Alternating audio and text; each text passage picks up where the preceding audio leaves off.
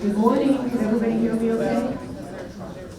So, you guys, it's February the 5th, and this is our first forum for February, so I do thank you for being here. I'm Phoebe Binsberg, and along with myself, Barbara Bynum, that's not Barbara, Kathy Evers, Judy Ann Files, who is not here.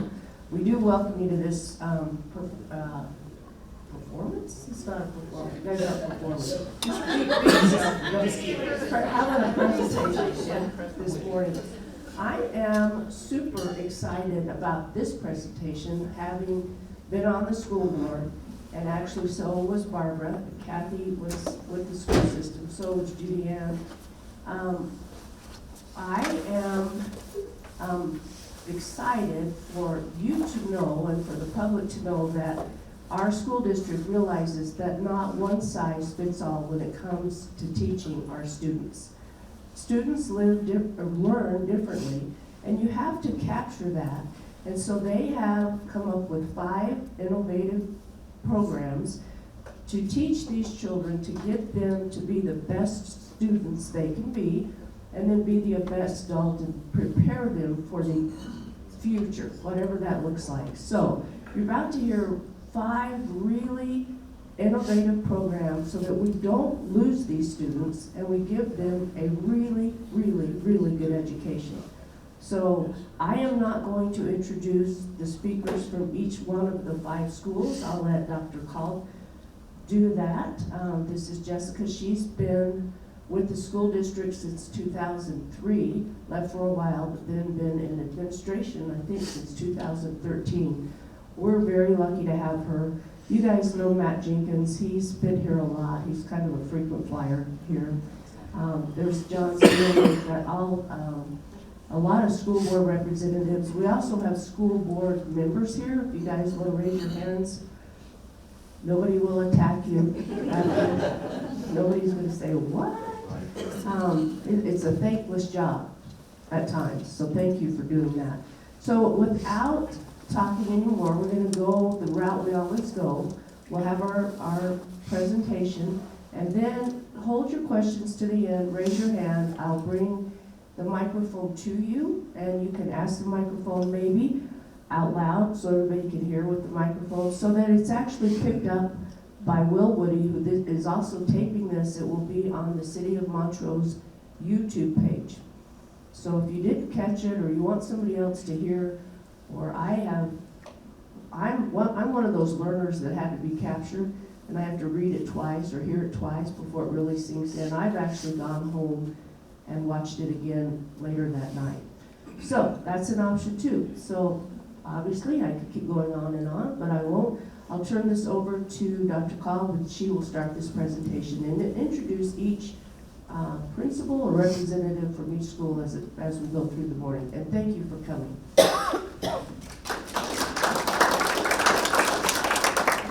Good morning. I'm Jessica Cobb. I'm the Executive Director of Academic Services for the school district.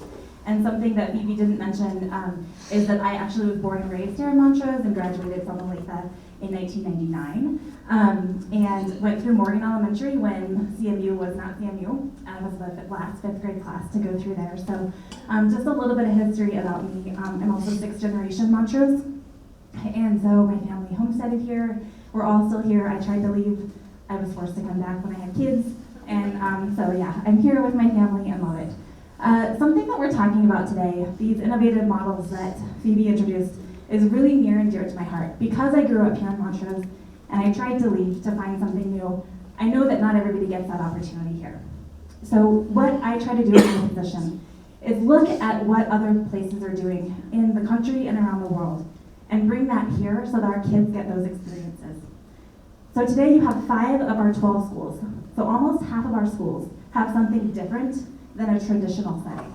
And I think that's really important for you to think about because we're a really small school district. We have 6,000 kiddos usually on a year. And if you think after the pandemic, did you guys hear about all the schools losing their kids after we came back? Did you hear what happened in Montrose? We stayed pretty stable. And that's because 2 of our schools that we launched were post-pandemic, and that recaptured a lot of the kids we might have lost. And so we believe that the work that we're doing, the work that you're going to hear, is keeping our kids in school and giving them some really cool opportunities. Okay, so before everybody talks, I'm just going to introduce them right quick. So we'll start here on the end. This is Luke Siebert. He is the Executive Director of Vista Charter School. Kirsten Bloomfield, she is the principal of Johnson Elementary School. Sherry Gallegos Drosticone, she is our principal of Peak Virtual Academy. Keely Vaughn is our principal of Outer Range, our outdoor school, and Jack Christensen is our principal of Black Canyon High School. So you have seen here, we will be talking about students from kindergarten all the way to high school, options that every student at every grade level will have. And they actually exist all throughout our community, so all the way toward Johnson and right here in town, and then a little bit there to the west. Each school will run through this little brief agenda, and then at the end, you'll have an opportunity to ask questions of all of us. Okay? So first up, we have Kirsten Blumen with Kirsten with Johnson.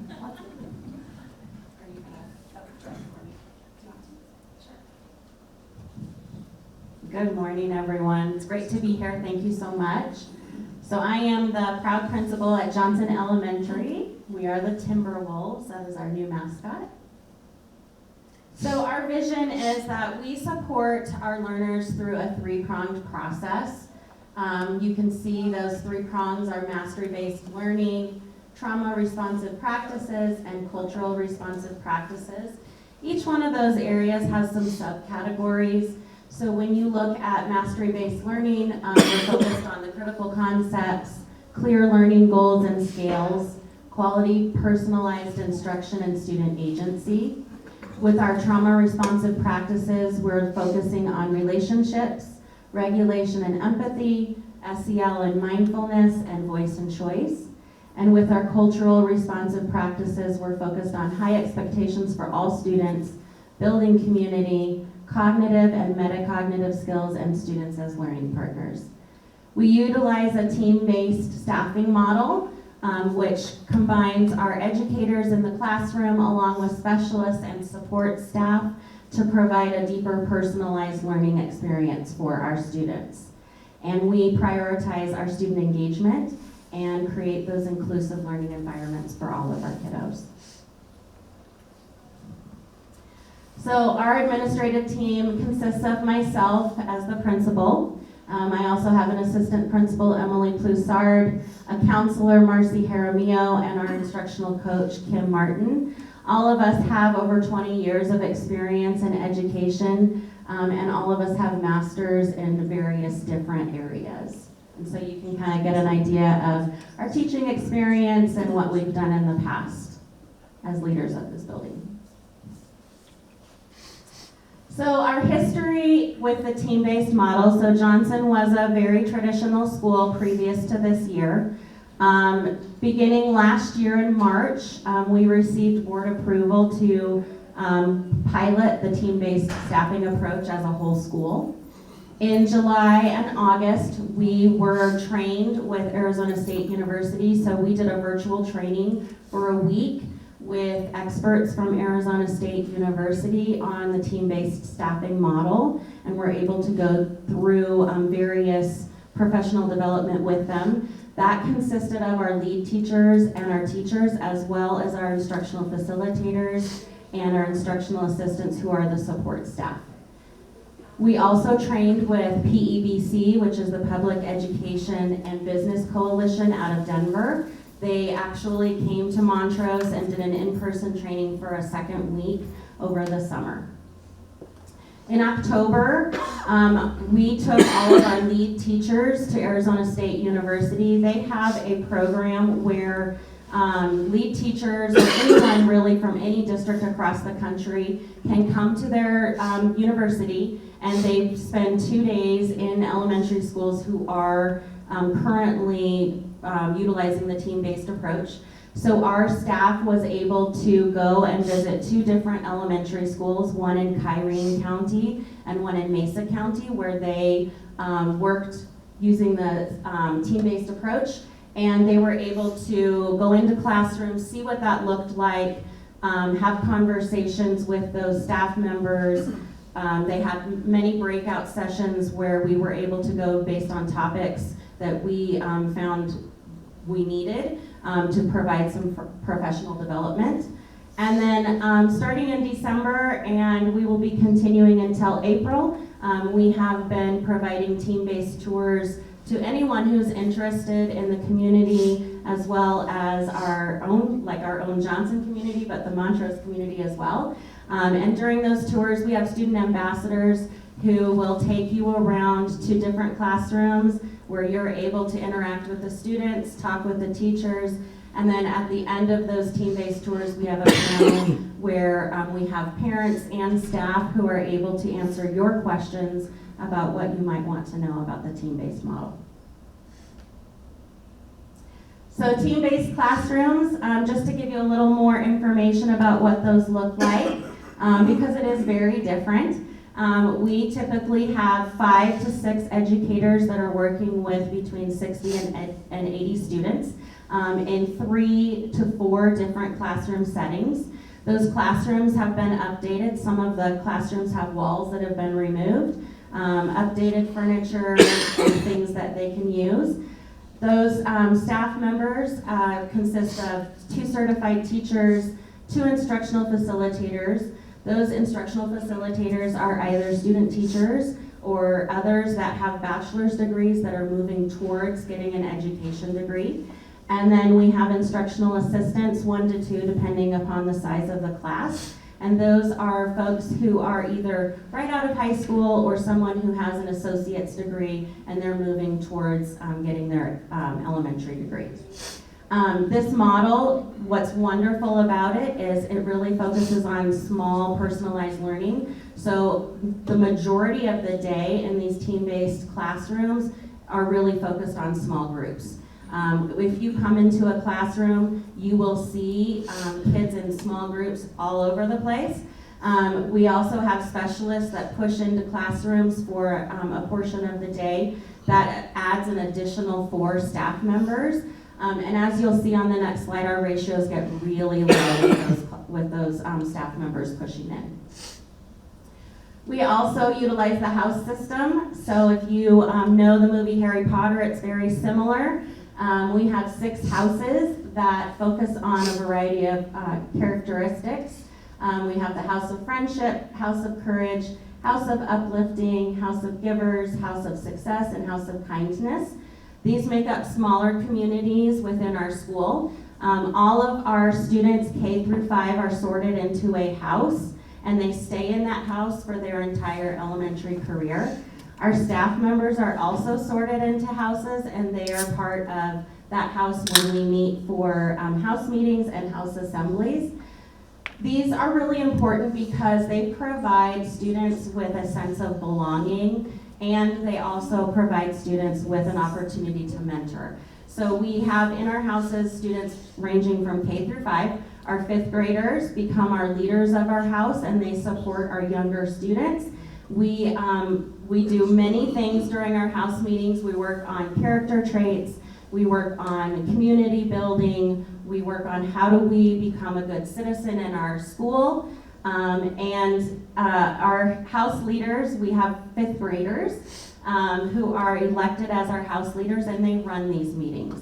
And so it's really cool. Those are our current house leaders that you can see in that photo. We have 2 for every house. They run their house meetings, and they also run our assemblies that we have once a month. So each house has an assembly once a month, and those house leaders run that assembly for the entire school. So it's a really great opportunity for them to have some leadership. There is also competition with these houses, so students throughout the day can earn points for their academic achievement, for attendance, for academic growth, for good citizenship, all sorts of different things. And those points go towards their house. Each house is competing against one another. So at quarter, the house that has the most points earns a trophy, and they get a small party. And then at the end of the year, the house that has the most points for the entire year is our house leader for the year, and they get the final trophy and have a big celebration. So it's really a great opportunity for belonging, but also some youth leadership as well. So our numbers, I mentioned that our ratios with a team-based model are quite low. You can see on one side of the table that in our current grade levels with classroom staff only, so that's the team-based staff of 5 to 6 adults, that our ratios range from 1 student to 10, or 1 adult to 10 students all the way to 1 to 13.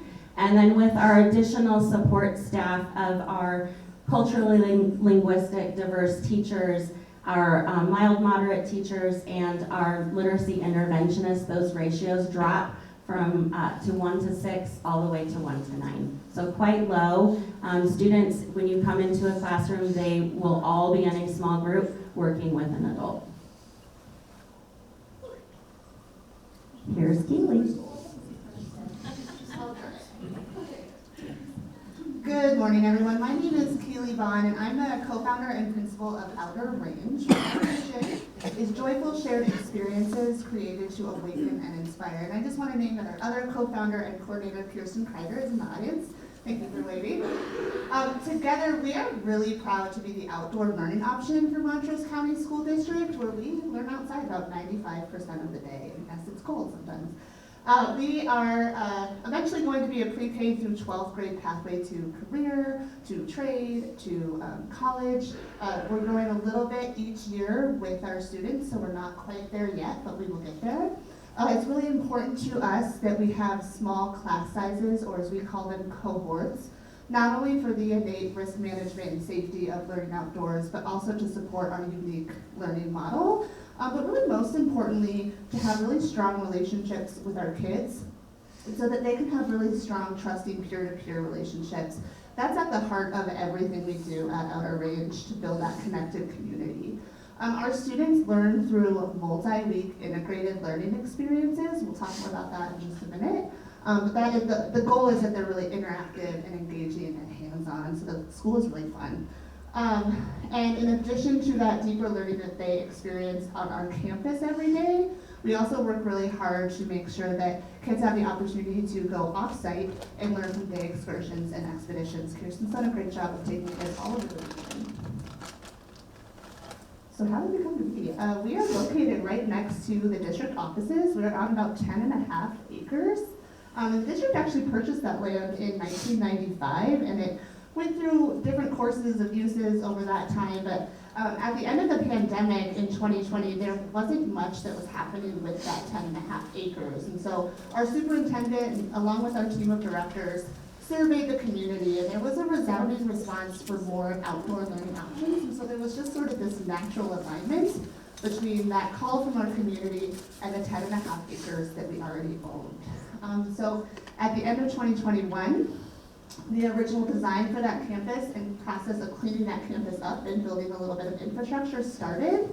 In our first year together, Kirsten and I were able to meet over 800 students and their families to really interview them and get to know their needs and what they would like from an outdoor learning option and experience. And so it was a wonderful opportunity to design together, to co-create, and to offer programming that really informed what we would eventually do with our school model. What surfaced from that was the need for more early childhood education options, as well as serving some of our older students in high school. So our first official year as a school in 22-23, we started with our Alpine Start preschool and our outdoor kindergarten cohort.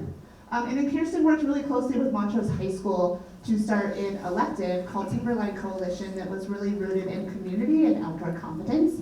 And we continue to serve students of all ages in spring and summer community programs. Last year, we grew quite a bit and expanded from pre-K to 3rd grade. We added our middle school cohort, serving kids 6th through 8th grade, and then continued our Timberline Coalition. This year, we're currently serving students pre-K through 4th, middle school, and then in high school. We've also spent a lot of time this year designing our high school program, which will start in August of 2025 with 9th and 10th grade students, and of course, adding that 5th grade. So like, as you can see, we've been building that pre-K through 12th grade pathway, growing with our students a little bit each year. So that's a glance at our current learning cohorts, which have been aptly named by our lovely humans and lovely students. So right now, we're about 81 full-time students. My favorite is middle schoolers being roly-polies. So we're different in a few ways. As I mentioned, our students are learning through integrated experiences. So instead of going from social studies and into math class and into literacy and so on like we're kind of used to, all of those subjects are integrated into a project, right? So for example, right now, our middle schoolers are working on a nutrition project. And so their mathematical reasoning and a lot of their calculations are being done through an analysis of their nutrition and their food intake. They're also, well, yesterday they were conducting an experiment testing different fluids for different electrolytes and then researching how that would impact their cells. They've been looking at different physical environments all over the world and researching the food production in those places and ultimately like how that impacts the culture in those spaces. And they're working through a design process to bring an outdoor kitchen to life. So you can see how those subjects, those skills are integrated into something that would be really hands-on and engaging for kids. So in addition to those experiences that are happening on campus, we're really intentional with our time off campus. And we want to ensure that students are getting practical skills, you know, learning to build a campfire, learning to set up a tent, learning to cook for another group of students. All of those are really important. Learning how to navigate with a map. We want to retain those skills for our students in our community. But in addition to that, they're also learning to positively contribute to the community. And that's really essential to what we do at Outer Range. And so those skills, along with our state and district assessments, are measured through different competency scales. So we really want to help our students grow their resilience, their adaptability, their ability to solve problems creatively, communicate effectively. All of that we want to grow and measure alongside them. We brought on a new co-facilitator last week, and I kind of just checked in with them to see how their time was going, and I asked what was giving her energy, and she said the way that your kiddos communicate, and she was talking about our first graders. So that language development that just sort of naturally happens in our environment is huge for our kids. And finally, next year we are going to be starting our high school model, where we're leading into a mastery transcript through the Mastery Transcript Consortium. So students will have an opportunity in our high school to really develop a personalized pathway and gain experiences not only through what we do together at school, but also in apprenticeships and with field experience.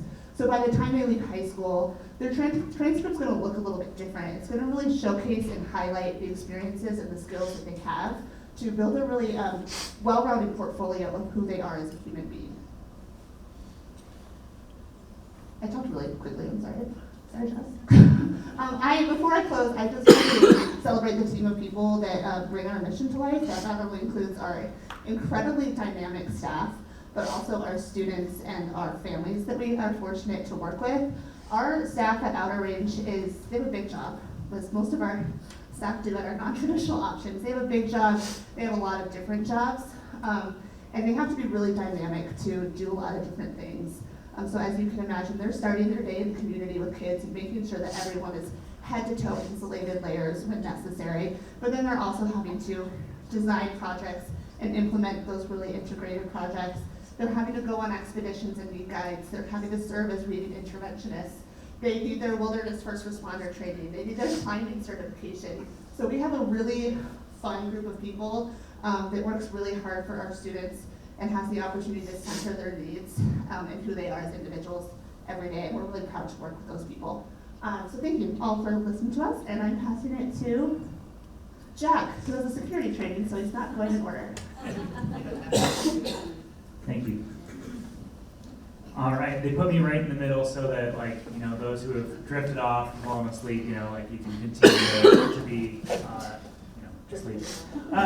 So we're Black Canyon High School, home of the Rattlers, which I know rattlesnakes in general are generally negative, but they serve a huge part of our ecosystem. All right, so don't ever look down on a rattler. So a couple things. Our mission and vision. We believe all students are resilient and have purpose, and we help students accomplish their purpose by building authentic relationships. by raise of hand, so we're an alternative education campus, right? We serve in different ways, so I'm so sorry, I'm not gonna just present, okay? So raise your hand if you have had a teacher in your life who has impacted you positively. 100%, that's right. Do I have anybody who's willing to share the name of their teacher? Keela, I'm not gonna choose you. Sir, who is the teacher that impacted your life? My choir teacher, Leland Andres. Oh, I am Mr. Andres. 2 for 2. All right, so good job, Mr. Andres. Okay, I'm going to come back for just a second. What did Mr. Andres do that changed your life? Honestly, the man was so inspiring. He would get high school-aged young men to show up an hour or two before school to sing in a choir, and then he would have us travel throughout the community singing for old folks' homes and elementary schools. He taught us music theory against our will, and was overall just an amazing mentor. He taught us to be good people.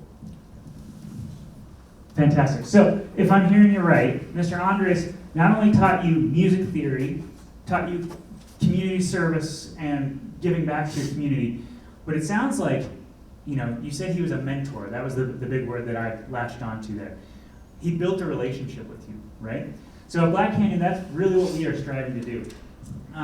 Black Canyon, we serve a very specific demographic in our community. We serve kiddos who have been expelled, habitually suspended, have absentee problems, have huge economic stress factors in their life. That could be things like homelessness, that could be things like abuse, all kinds of things. So we're talking about students who have it a lot harder than some of their peers at the high school, right? And as a result of those experiences, a lot of these young people have had to grow up really fast, and education has had to take a backseat to some of the stressors in their life that they are working to fix, right? So our goal and mission, as I said earlier, is recognizing the resilience in these students. Somehow, these students get up and come to school, despite the fact that many of them are homeless, don't have transportation, are hungry, have abusive situations in their home, all kinds of stress factors, and yet they're coming to school, and as you can see, he's dissecting and looking at the ligaments of a chicken breast here, or let's see, chicken thigh, I guess. But we try to get outside and on field trips as often as we can and have students reflect on what those pieces are. And it's funny because when I initially got into this, I was initially a elementary school principal at Cottonwood Elementary. If you know anything about Cottonwood, it's a very different demographic than what I'm now currently working with. But I remember going on field trips with our students for the first time and being completely terrified because they can be rough and tough. This is us in Uray, and I can tell you that I've never seen a more entertained group of students than this class of students who are hiking in Uray. So we strive to meet the relationships, or we strive to meet the academic needs of these students by first building authentic relationships. For example, yesterday we partnered with our local rec center, and we have the Black Canyon High School rec basketball team who played yesterday and lost by 30 points, okay? Now, that may sound bad, but both bleachers were filled with Black Canyon students, Black Canyon parents, and every single teacher at our school. So these kids have never felt more supported. I asked some of the students that played yesterday, they were losing by 30, they're like, man, we're getting crushed. I'm like, well, yeah. But I was like, how many times have you played rec basketball? And one of the students said, well, never. This is my first time ever playing organized basketball. And when I thought about that and saw the team that we were playing, I was like, yeah, that's why we're losing, okay? But we're giving students an opportunity to know what it feels like to be supported. Additionally, similar to what Keely's doing, we use those opportunities as authentic learning experiences. So this week we have a health teacher, and generally when you go to health class, you're learning things like, how muscles work and how nutrition works and some of those kind of things, which is all very important and good and well. our health teacher this week was talking about how to be a fan at a sporting event, right? What is appropriate, what is not appropriate. So those referees, they felt supported yesterday, okay? That's not always true at rec center basketball, regardless of who the people are.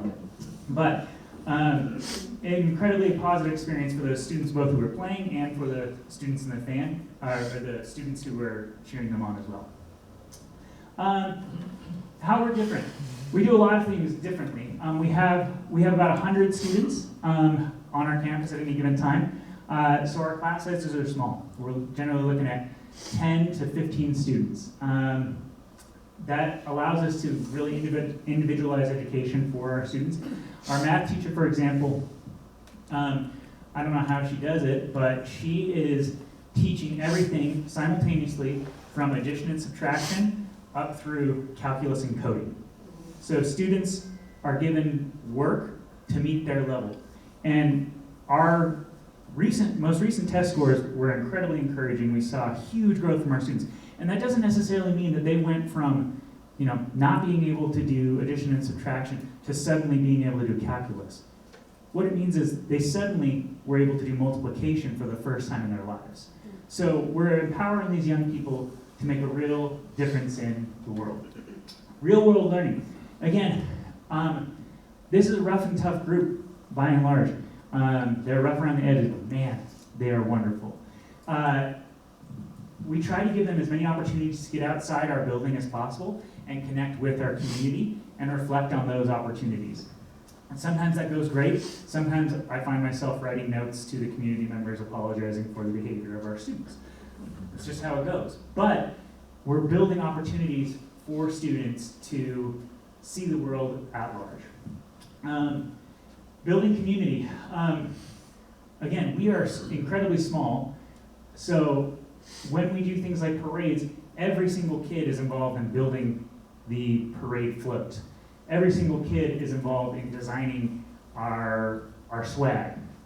Things like that become community projects rather than just something that happens at the school. Creating buy-in. So we're always trying to find new ways to get buy-in from our students. Many of our students work, somewhere between 40 and 60%, depending on the time and season. So we're looking at, we have lots of students who are in construction. So how do we build that student's ability to succeed in the construction trade? So again, my math teacher, my science teacher are working on how do the hydraulics of a tractor work? Why does this work the way it does? My math teacher is working on the math of measuring, right? How does this function? How does this work? We have a workforce teacher who helps students build resumes and create job applications and helps them interview for jobs. One of our big projects earlier this year was students had to ask a staff member that they did not know well to interview them for a job that they wanted. And then that person had to give them feedback. And it was both adorable and inspiring at the same time, because our students, you could see the cold sweats as they were interviewing me, yes, Mr. Christensen, I would like to work at, Culver's because, and it was so cool to see them striving to, control themselves and know, exactly what they wanted to do. But for many of them, those skills have to be taught, and Black Canyon is serving that function in a lot of ways. Okay, so that's Black Canyon High School. We are new to the community. We're in our third year, so we're still building and defining who we are as a building, but we're seeing huge impact. The reality is, statistically, most of the students that Black Canyon High School and Vista serve are likely going to stay in our community forever. So, the best option we have to help our community is by helping capacitate these young people to be model citizens in our community. Thank you.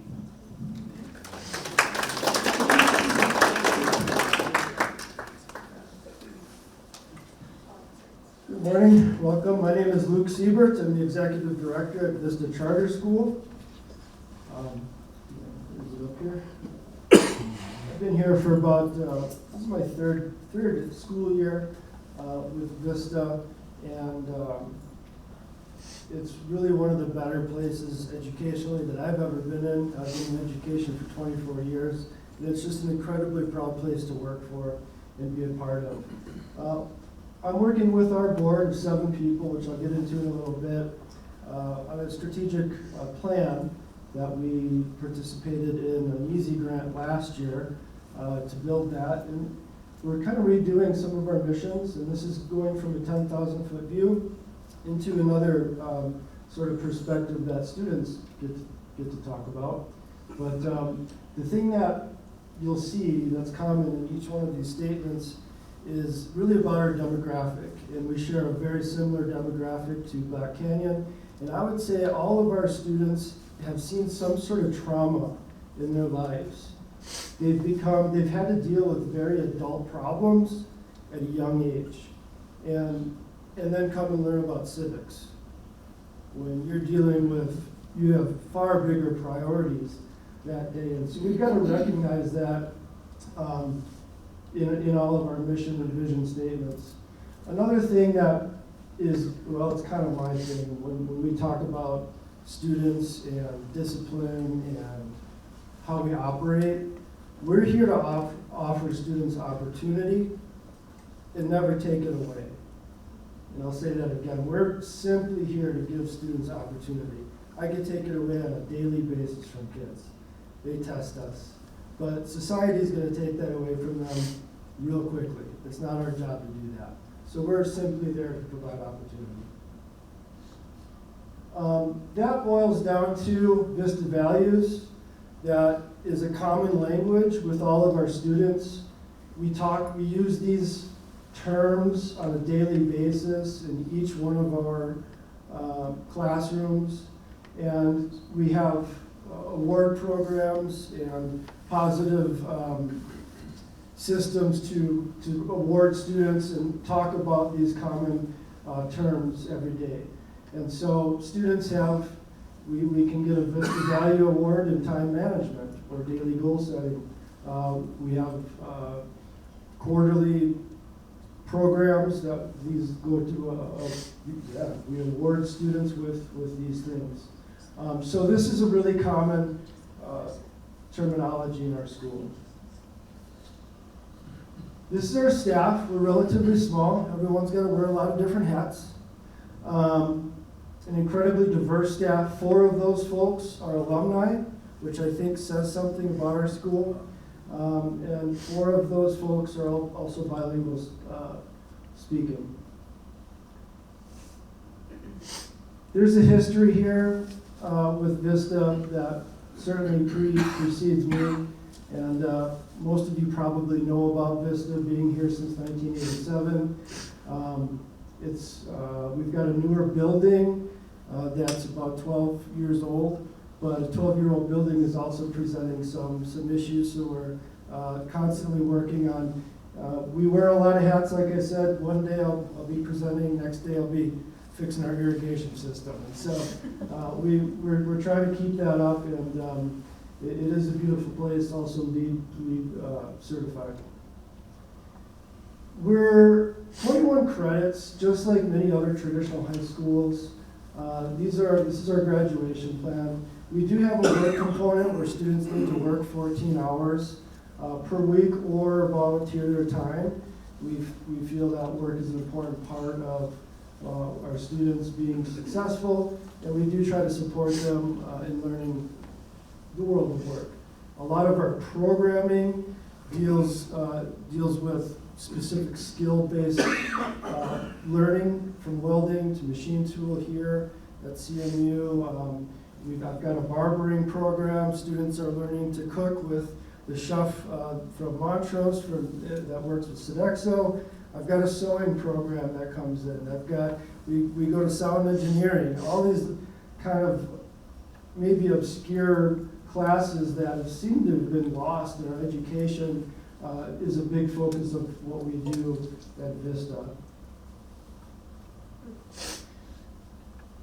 I'll talk more about how we're different operationally, which I think is an interesting thing. Because we are a charter school, we're also an alternative education campus. What does that mean? How are we different?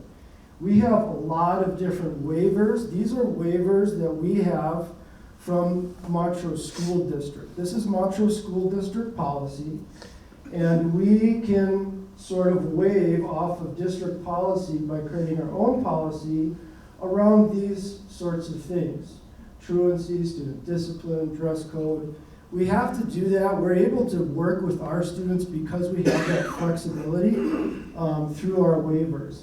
And so that's incredibly important to our operation, is that flexibility. We're able to serve students with what they need, when they need it, and we're able to pivot quickly. We're a small school. We have our own controlling board, so we can make changes as needed to support our demographic and support our students and support our families. And you'll see all of these things we can kind of do our own thing on. These are state waivers from state statute. There's 2 pages of them, I believe. Yeah. Automatic state waivers for every charter school in the state are as follows. One of the really great waivers that I think separates us from traditional schools is I can hire folks off the street. I can hire folks out of industry. I've been in education 24 years. I would venture to say folks coming out of industry with a large background in maybe welding or machine tool or what have you often make really, really fantastic teachers, as opposed to the traditional model of, somebody wants to be a teacher, they go to high school, they go to college, they do some student teaching, and they're right back in school without really ever having stepped foot in the private sector in industry. We can hire out of industry, and about half of our teachers are either formally teacher certified, bachelor or master level folks, and then about half just come with simply industry certifications. Non-automatic state waivers, these are waivers that we negotiate with the state. Again, you can see that we've just got a lot of flexibility for how we operate. Just let you take a look at that for a bit. The pupil contact hours, another way we're different is our schedule, we're Monday through Thursday. So students come to us Monday through Thursday from about 8:30 to 2 o'clock. So it's a pretty short schedule. A lot of our students are supporting their families, they're working, they're taking care of their siblings, getting off the bus. So they've got to have that flexibility. With that shortened amount of time, we start August 1st, which is much sooner than the traditional calendar, and we don't end until about mid-June. So our summers are about a month and 2 weeks. Throw a few PD days in there, and we've got about a month off. But that also helps with retention. Sometimes those summers can get long and students forget things. And so I inherited that model, and we're currently doing that. It seems to work out well for us. Just some other interesting things about how we're different. We have our own school board, locally developed, all citizens of Montrose County. We currently have 7 board members. We are also a non-union shop. So we don't, as an administrator and somebody who deals with employee contracts, everyone's on a contracted basis. There are no union hurdles to get around when we're looking at employment. We do our own accounts payable in our own payroll, so we're self-sustained. We've got our own third-party accounts payable people, and we have our own insurance. We're totally independent in regards to many of those things. These are our numbers. We're currently 188 students. We have a really good, if you take up all of our students and teachers, we've got about a 37-to-1 ratio. 72.9% of our students are on free reduced lunch. And you can see our numbers throughout the years. They tend to grow here. They went down just after COVID, and we're slowly building them back up. That's all I have. Thank you for your time, everyone. Hi there, I'm Sherry Drost-Chacon. I'm the principal of Peak Academy. So the mission of Peak Academy is to engage students in an innovative, personalized, rigorous learning environment that prepares students for the 21st century and beyond. Learning is a constant. Time and place are the variables. And you'll see more about that here. This is my admin team, myself, E. Donahoe and Bridget Archuleta. Are small as well, but together we have a lot of experience, a lot here in Montrose as well. You'll see throughout the slides we'll have some quotes up here from our students over the years from K-12. So our history. So in 2011, Peak started to service our homeschool families. Initially that's what they were designed for. So we started with 5 kids and 2 teachers, I believe, at the time. And since then, you can see over time we've grown. In 2012, we moved to our current location, which is just across this, like a 180 from Northside's front door. And it's a very old building, one of our buildings we call the Carriage House. We've added a couple modulars since then. In 2013 to 2018, they went through various different models from, like right in the beginning it was just online only, and then it transitioned to a hybrid model. And in 2019, when the pandemic hit, our school took on the online learning for the community as well. And then in 2020, we formally have adopted that 6-12 model. Originally, the online model started K-12 during the pandemic. What we learned very quickly is that online only for K-5 was very tricky, very hard to get students to access all the information that they need when they're learning to read and do math. So we now only do 6-12 online and hybrid in the others. If you're not familiar with hybrid, who's familiar with the hybrid model here in Montrose? Okay, about half of you, so let me explain it a little bit. So in our hybrid model, we kids come 2 to 3 days a week, various different hours, depends on the grade, and then they do the rest of their learning at home. And they have a learning coach or a facilitator of learning at home, usually their parents, but it could be a grandparent or a friend. Some of our students do very well learning at home alone while their parents are at work. So that's the hybrid model. And you'll see like our K1, 2, I have like 9 different schedules, so I have to think for a second. So K5, they come 3 hours a day, 3 days a week. Middle schoolers come Monday, Wednesdays, and Fridays, and the day starts at 8 o'clock, and then they're done at 1:45 unless they have like a support plan where they need to stay and have additional time. And then our high schoolers come on Tuesdays, and the day starts at 8 until 3:30. So lots of different schedules, lots of different things going on. So that kind of talks a little bit about how we're different. We have 15 certified teachers right now, and so 10 in our hybrid model. We have 10 certified teachers, all CDE certified. They have master's degrees. They work very hard to service our kids in all different kinds of subject areas. These teachers are teaching, like our secondary teachers from 7th grade, they teach 7th grade through 12th grade, like math, science, English, social studies, electives. So they're teaching a wider range of maths. In our online program, we have 5 certified teachers. They're all master teachers, and they are teaching 6th grade through 12th grade. And so again, they have a wide variety of knowledge and expertise to support our students and getting them to graduation.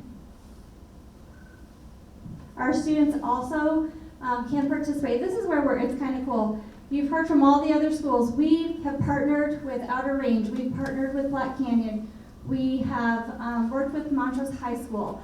Our kids are able to attend the different clubs and activities, sports, whatever is available at the other schools, we're able to attend. So our kids, with just in the last couple of years, we've been able to attend freely prom and homecoming at Montrose High School. That's been a wonderful addition for our students. They love that. It gives them an opportunity to mingle with other students in the community. We have a great partnership right now with Outer Range. Our science teacher, Doug Ecker, works really hard bringing in trout in the classroom, so our kids collaborate with her kiddos. We've got game cameras down there, lots of fun things, cool things that we do in the community. We've worked a lot with Otter Pond, the community school district, on a lot of different projects related to various STEM entities. And then, let's see. Okay. So our numbers have grown. You can see early on, like way down here, starting at 5. At the height of the pandemic, we were at 270 kids. When I first walked in the door, it was like 170. Height of the pandemic, 270. We're currently right back up there again. At I think it was January 14th when I did this slide. We're at 270 kids. We have applications coming in daily. I have 3 interviews just this week. The community is very interested in our model. We're able to service kids not just in homeschool, throughout the community, various needs. Many of the kiddos that come to us have families that want flexibility. Some of our kiddos just want a smaller class size or less in-person school days. We've got kids that are in rodeo. We've got kids that travel the world and participate in various activities. We've got some skateboarders out there right now working on their goals, and so our model provides a lot of flexibility for them as well. Our classrooms are small, in person, so if the kiddos that come to us, we have caps because our classrooms are, most of them will fit about max 15 or 16. Some of our classrooms fit 12. So it depends on the grade level and, where we can fit them. So our online kids, it gets really complicated, but our online kids can both take hybrid classes and online classes. If we have space, they can come on in. We've got great relationship building things going on. Our kids, collaborate, they work together with the community. A lot of STEM. In fact, I'm going to go to the next slide. You can, did it come up there? There we go. I guess up here you can kind of see it at the top. We've got a multitude of different electives that we've kind of brought on over the last few years. We've been a drone academy for a while, so our kids can do GIS, drone, and you'll see that throughout the community, working with various entities. Even the police department, the city of Montrose has called and asked for support.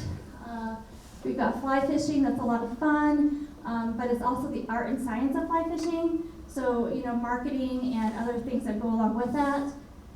The GIS, River Watch. We work really hard to increase our industry certifications over the years. So not only in the STEM fields, but also just with like Adobe and some other things to give kids a lot of opportunities and prepared for the world outside of high school.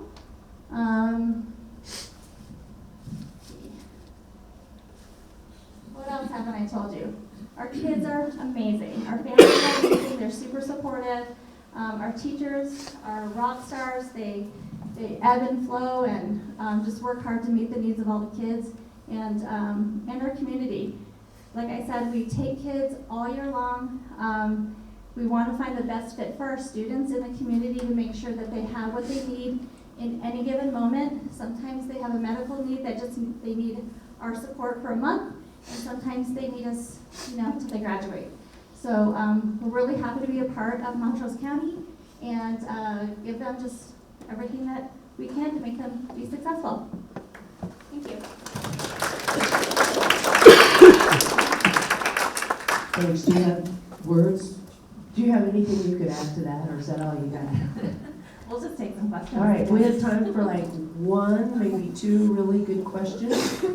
Okay, Barbara? What are the challenges for peak expanding? Because it seems to me, what I hear from parents is that is the most in-demand option I mean, the other ones are great, don't get me wrong. But is it the physical building or what's keeping you from doubling peaks capacity? Yeah, I'll start and then Jerry, if I miss anything. The facility is a big need. So if you know where Northside Elementary School is, adjacent to that, just to the east, is a little couple buildings, a couple modulars, and it's kind of a hodgepodge setup for them. And my daughter went to school for Peak for a little bit, and it's uncomfortable. It needs a complete refresh, and then staffing. So it's just like, you know, the staffing will come when the kids come, but the facility needs to come first. One more question? Or did I shut? Okay, Jim, no. Seriously. Make it a good one. So this is a great program. Our program is here, alternative education. What would you consider to be success? Is that like, with these students, is that like going back to traditional school, or just nurturing them and providing mentorship? What would you view that as success? That's a really great question. So we have a lot of different success criteria to define what we want to see in a program. So each one of these has their own specific, but as a district, we look at student attendance first. Are kids coming? Do they continue to come? And what we're seeing in all of these is yes, they are coming. Family engagement, do the families engage and support and understand what's going on and keep the kids coming? Academics is big as well, how they're performing not only on the state assessments, but on our local assessments. And finances, is it financially sustainable to maintain the programs at the current enrollment and staffing numbers? And there was a fifth one that's, I'm losing, but finance of facilities, is a facility meeting the needs? So, you know, and that, thank you, that was a good answer. And I think with public education, all of these schools are open for you guys to go see it. I mean, don't just drop in, but they would love to have you come and visit. I mean, just to walk in and see what happens and how hard these teachers work and how engaged they are. It's a great presentation, but take it from one who has walked into the schools. There's a lot going on when you get inside the building or when you get outside of the building. And I commend the district to working with these students and the parents and making it work. I mean, I'm old school. I mean, you sat down at a desk and you left at a desk, and we probably lost a lot of kids that way, a lot of potential. So let's give them another round of applause.